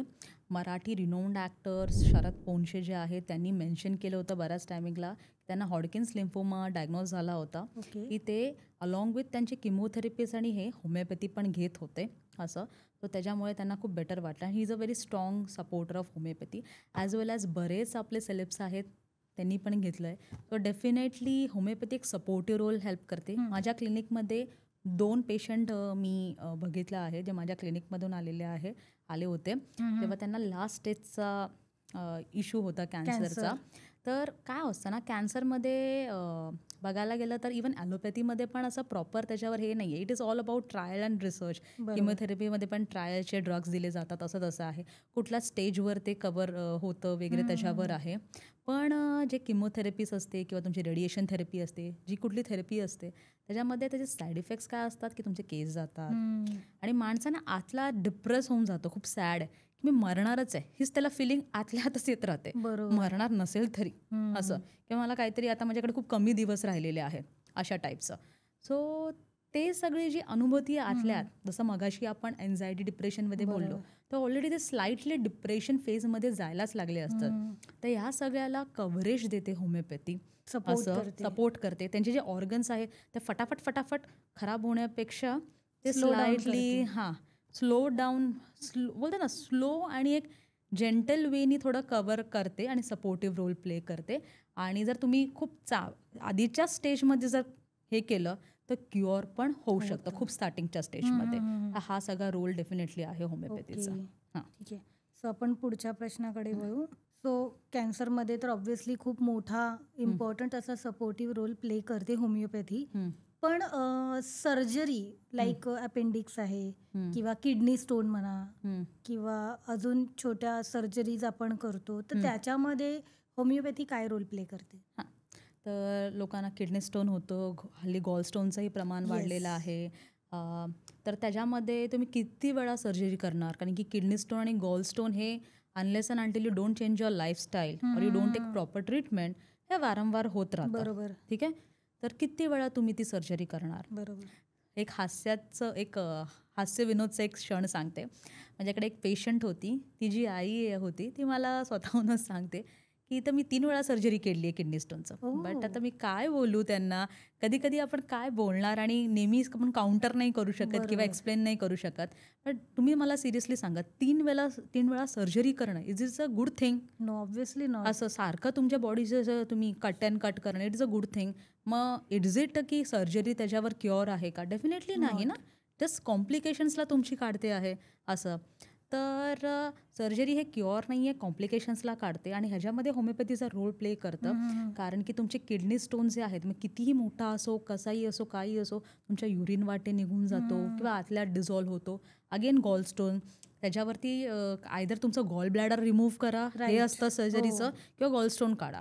गॉल ब्लॅडर एक छोटंसं ऑर्गन असतं लिव्हरच्या खाली, तर ते मोस्टली प्रिफर करतात अरे खूपच हे आहे तर रिमूव्ह करा. पण बॉडीमध्ये एक अपेंडिक्सचं हे सोडलं तर बाकी सगळ्या गोष्टी खूप इम्पॉर्टंट आहेत. तर अननेसेसरी ते रिमूव्ह करणं कुठलीही बॉडीमधलं ऑर्गन, त्याचा काय ना काहीतरी साईड इफेक्ट होणार आहे.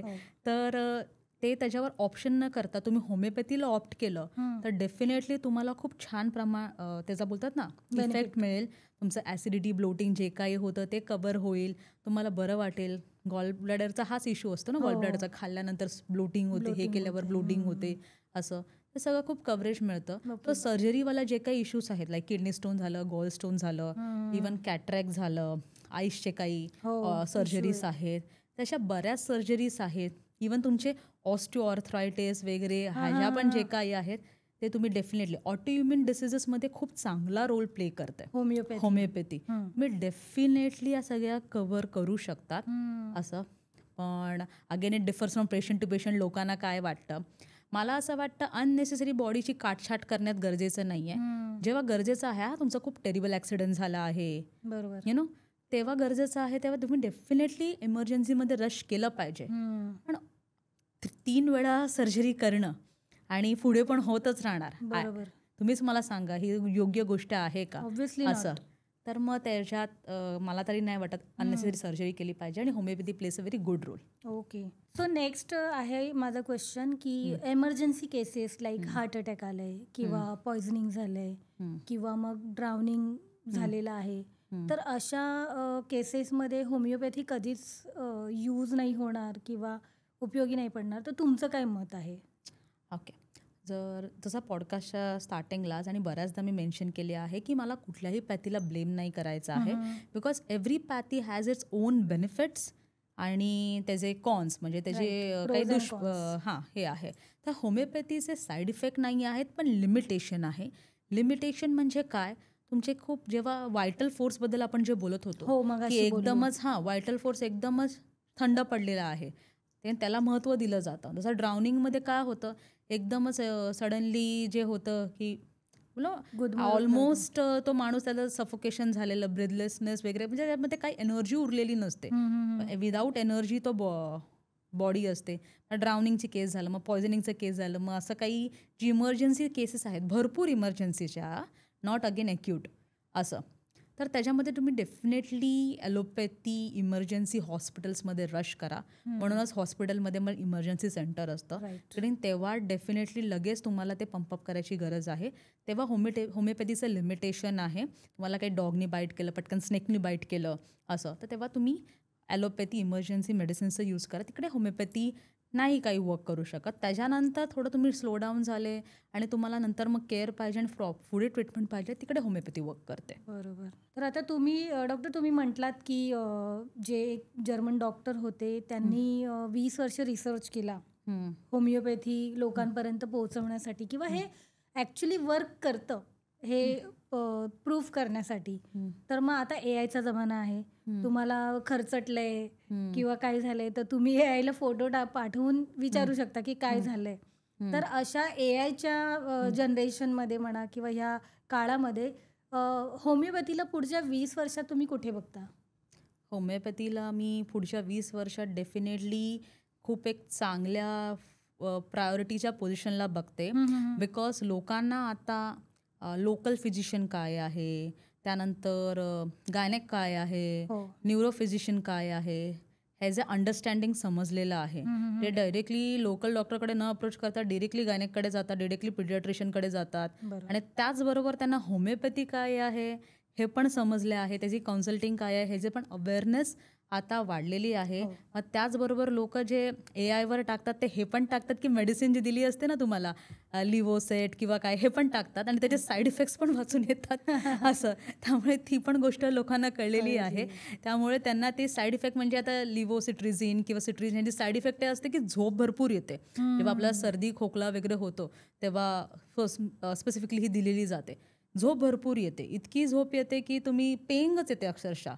मग आता इतका वर्किंग पब्लिक, आता मोस्टली सगळे वर्किंगच असतात. मग तुम्ही घरातून करा, घराच्या बाहेरून करा, बिझनेस करा, तर झोप येऊन अननेसेसरी तुम्ही असं स्लगिश होऊन ते लोकांना नाही पाहिजे असतं. तर असं सगळं अवेअरनेस जो वाढत चाललेला आहे असं, तर त्याचमुळे मला असं वाटतं होमिओपॅथीला खूप प्रायोरिटाईज केलं जाणार आहे. आणि जसं मी आधी खूप मेन्शन केलं होतं की लोक माझ्याकडे पण क्लिनिकमध्ये येतात, लोक थोडंसं गुगल करून येतातच सगळ्याच गोष्टी. आणि मी जसं मगाशी तुम्हाला सांगितलं नक्सवोमिका द्या, बेलाडोना द्या, हे द्या, असं मला डायरेक्टली विचारतात. पण मी माझं काम तर पूर्ण करते. तू घेतलंस तर तुला तुका मारल्यासारखा इफेक्ट पडला तर पडला असं. पण अशी होमिओपॅथी वर्क नाही करत.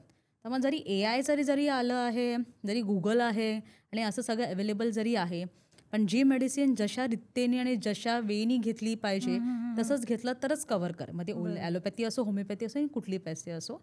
पण होमिओपॅथीचा अवेअरनेस वाढला आहे, त्याचे क्लिनिक्सही भरपूर वाढलेले आहेत.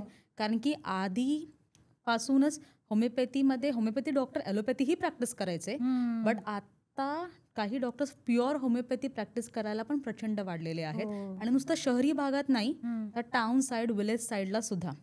आणि त्याचबरोबर थोडं महाराष्ट्रामध्ये होमिओपॅथीला आहे ना थोडंसं बोलतात, त्याच्यावर थोडंसं बोलतात ना हे आहे ॲलोपॅथी, होमिओपॅथी, आयुर्वेदिक प्रॅक्टिस करायचं नाही करायचं. बट आउट ऑफ महाराष्ट्र तुम्ही विदिन इंडियामध्ये तुम्ही गेलात, तुम्ही बेंगाल साईडला जा, तुम्ही उत्तर प्रदेश साईडला जा, दिल्ली साईडला जा, तर तुम्हाला जसं इथे गर्दी दिसते लोकल फिजिशियन्सकडे, तसं तिथे एवढी गर्दी असते. कारण की लोक प्रिफर करतात की होमिओपॅथीच घ्यावी. त्याचबरोबर पिको पिक्चरमध्ये तुम्ही बघितलं असेल तर कार्बो वेज वगैरे सगळं मेन्शन केलं. त्यांचे जे फॅमिली फिजिशियन होते ते स्वतः एक होमिओपॅथी डॉक्टर होते. ते स्वतः अमिताभ बच्चनजी जे होते त्याच्यामध्ये ते तेच मेडिसिन्स घेत होते. कारण त्यांना तेव्हा त्यांचा काय प्रॉब्लेम होता, त्यांना साईड इफेक्ट नको होता, त्यांना स्वच्छता ते खूप हे होतं, हे सगळी पिक्युलॅरिटी सिम्पटम्स होती. तर ते होमिओपॅथी मेडिसिन जास्ती प्रिफर करायचे असं. सो आउटसाईड द महाराष्ट्रामध्ये भरपूर लोकांकडे लोकल फिजिशियन सारखे होमिओपॅथीज घेतात. ॲज वेल ॲज आजीचा बटवासारखं लोकांच्या घरातही बंगाल साईडला होमिओपॅथी मेडिसिन्स असते. डॉक्टरच्या लेवलचं त्यांना स्वतःला पण त्याचं नॉलेज असतं की कसं घेतलं पाहिजे, काय घेतलं पाहिजे. ती आता हळूहळू महाराष्ट्रामध्ये त्याची अवेअरनेस आली आहे, पुढे आले आहे आणि लोक वळतात. So I definitely see homeopathy prioritising since corona आणि सिन्स लॉंग टर्म असं.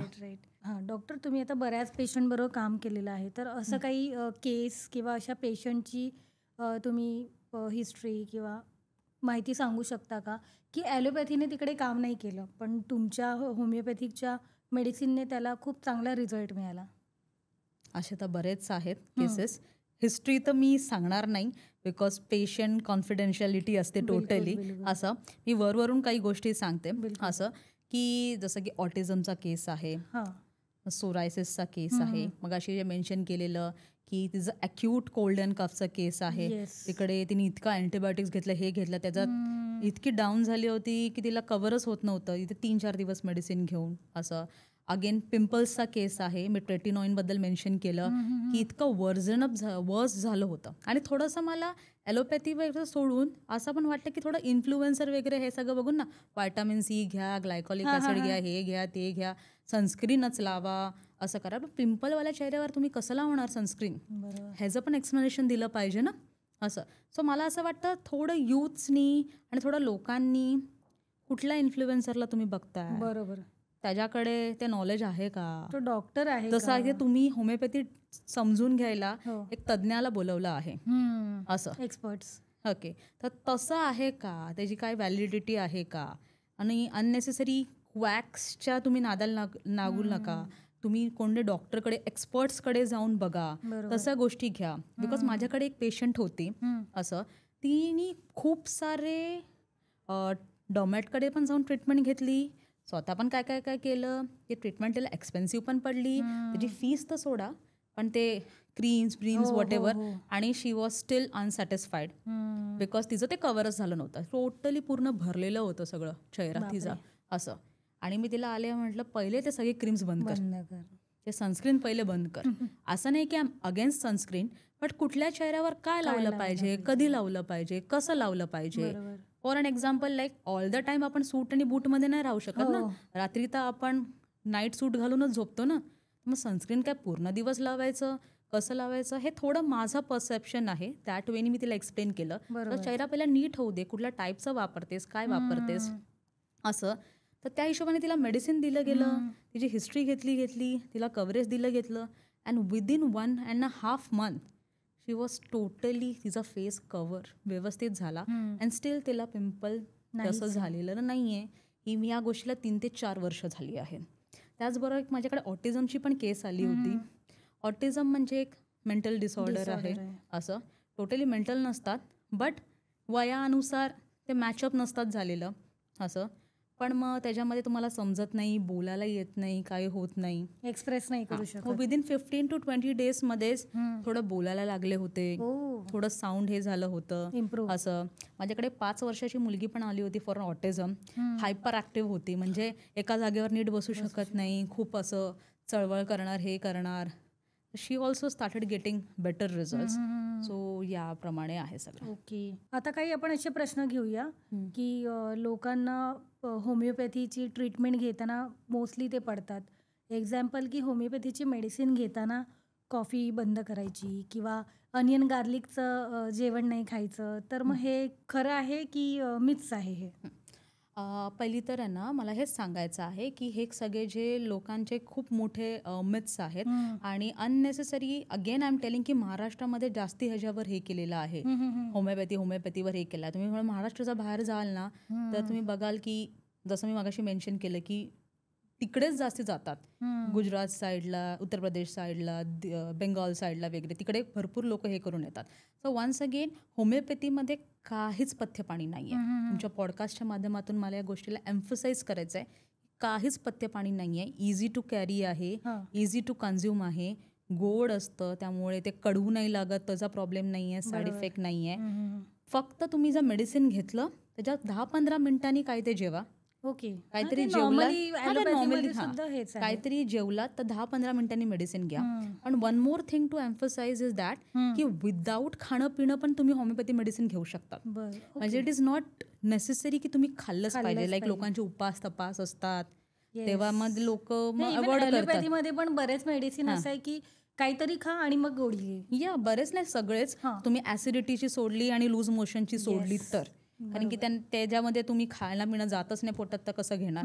तर ते सोडले तर बाकी सगळे तुम्हाला खाऊनच घ्यावे लागतात, because they R chemicals basically. असं ठीक आहे. तर ह्याच्यामध्ये जसं आपण व्हायटल फोर्सला महत्त्व दिला जातो, तर एम्प्टी स्टमक, माझा पहिला डोस तर एम्प्टी स्टमक असतो असं, आणि ते पण बासी मूग, तुमचं ब्रश नाही केलेलं, काहीच नाही केलेलं. सो गार्लिक तुम्ही खाऊ शकता, तुम्ही तुमचं अनियन पण खाऊ शकता, कॉफी पण पिऊ शकता, सगळं करू शकतात. जे मी लाईफस्टाईल हे करायला सांगते पेशंटला. आता तुम्हाला किडनी स्टोन आहेच म्हटल्यावर तुम्ही पाणीचं प्रमाण वाढवलंच पाहिजे ना. तुम्ही थोडं स्पायसी खाणं कमी केलं पाहिजे ना. हे मी त्यांचा हा जो मिथ आहे, जर तुम्ही मला आता विचारला जो क्वेश्चन, मी पेशंटला पण एक्सप्लेन करते की बाबा हा सगळा इश्यू नाही आहे. असं तुम्ही एन्जॉय करू शकता तुमच्या गोष्टी, पण तुमच्या डिसीज अनुसार तर तुम्हाला जे लाईफस्टाईल ते चेंज केलेच पाहिजे. नाही तर काय नाही, तुम्ही घेत राहा मेडिसिन आणि हे असंच चालू राहणार सायकल. बरोबर. जसं की तुमचा फ्रॅक्चर झालं, डॉक्टरने सांगितलं असंच हात ठेवायचा, नाही ठेवला हात असं, तर बोन तसं होणार आहे का? कुठेही काही लागणार, काही होणार, वेळ लागणार, तसा प्रकार आहे. सो अजिबातच काही काय म्हणतात रिस्ट्रिक्शन आणि बंधनं नाही आहेत होमिओपॅथीमध्ये. खूप इझिली घेऊ शकतात आणि इझिली कन्झ्युम करू शकतात. ओके, ठीक आहे. सो नेक्स्ट आहे की लॉंग टर्म आपण मेडिसिन घेतो हे, तर त्याचे side effect yes or no? No. Okay. So त्याच्यानंतर आहे की होमिओपॅथीचं तुम्ही म्हटलात की तुम्ही ऑनलाईन सुद्धा कन्सल्टेशन करताय, व्हॉट्सअपवर किंवा गुगल मीट वरती करताय, तर मग ते खरंच सेफ आहे का आणि इफेक्टिव्ह आहे का? इफेक्टिव्ह तर डेफिनेटली आहे, बिकॉज माझे मोर दॅन 80% पेक्षा ऑनलाईन जे काही पेशंट्स आहेत असं, त्यांना मी आजतापर्यंत समोरासमोर भेटलेलीच नाही आहे असं. Still they are going very well असं. सो डेफिनेटली इफेक्टिव्ह आहे. ओके. असं की होमिओपॅथी हे फक्त रिच लोकांचं फॅड आहे?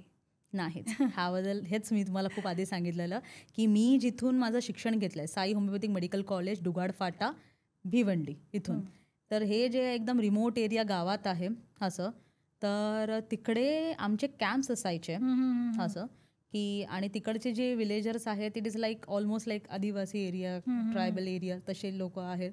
ओके. तर त्या लोकांना, आणि आम्ही त्यांच्या घरी घरी जाऊन, गावागावात जाऊन पण कॅम्प घेतलेले आहेत. ओके. ते आमच्या हॉस्पिटल्समध्ये पण आलेले आहेत, ॲज वेल ॲज थर्सडेला आणि मेगा मेगा कॅम्प्स पण असायचे. असे आम्ही दिवसादिवसांना अशा टाईपच्याच लोकांना जास्त ट्रीट केलेले आहेत मॅक्सिमम. तर मग ते डेफिनेटली रिच लोकांचं फॅड नाही आहे, तर सगळ्यांसाठी इक्वल आहे, because vital force doesn't differentiate about rich किंवा पुअर असं, तर ते नाही आहे. पण होमिओपॅथीचं एक चांगलं गोष्ट आहे की तुमच्या एनर्जीला ते समजून घेतं, जे बाकी कुठल्या पॅथीना ते समजून नाही घेत, because without energy this body is nothing ना. तर त्याला समजून घेऊन तसं मेडिसिन दिलं गेलेलं आहे, तर ते तसं काही नाही आहे. ओके. सो मॅम, खूप सारे तुम्ही मिथ्स अँड फॅक्ट्स तुम्ही क्लिअर केलेले आहेत ऑलरेडी, आणि ॲक्च्युली खूप महत्त्वाची माहिती सांगितलीत की होमिओपॅथीचं ओरिजिन काय आहे, ते ॲक्च्युली कुठल्या कुठल्या आजारांसाठी काम करतं, किंवा एमर्जन्सी केसेसमध्ये कसं सपोर्टिव्ह रोल प्ले करतो, लाईक कॅन्सरसारख्या मोठ्या आजारांमध्ये सुद्धा त्याचा रोल किती मोठा आहे हे तुम्ही एक्सप्लेन केलेलंच आहे. तर मग जर का कोणाला तुमच्याशी काउन्सिलिंग करायचं आहे, कन्सल्ट करायचं आहे, तर मग तुम्ही ऑनलाईन आहेत का अवेलेबल? येस. माझं क्लिनिक जसं सांगितलं सप्टेंबर 2018 पासूनच चालू आहे. ठीक आहे. आणि मी कळवा ठाण्यामध्ये प्रॅक्टिस करते, प्युअर होमिओपॅथी प्रॅक्टिस करते. असं सप्लिमेंट्स पण देत नाही माझ्या क्लिनिकमध्ये. आणि स्क्रीनवरती माझा क्लिनिकचा नंबर दिला असेल, तिकडे तुम्ही कॉन्टॅक्ट करू शकता. ऑनलाईन विजिट्स पण आहेत, as well as in clinic visit पण आहे. आणि ऑनलाईन विजिट्समध्ये तुमचे जे डिलिव्हरी ऑफ मेडिसिन आहे ते ऑल ओव्हर द वर्ल्ड केलेलं आहे. मी ओमनला पण मेडिसिन्स दिलेले आहेत, लंडनला पण मेडिसिन्स दिलेले आहेत, दुबईला पण मेडिसिन्स पाठवलेले आहेत. So all over the world आपले डिलिव्हरीज आहेत. सो तुम्ही तुमच्या घर बसल्या तुम्ही मेडिसिन्स घेऊ शकतात आणि होमिओपॅथीचा लाभ घेऊ शकतात. आणि मेन म्हणजे ऑनलाईन कन्सल्टेशन चालू करण्याचा रिझन हा आहे की तुमच्या ट्रीटमेंटमध्ये बाधा नाही पडत.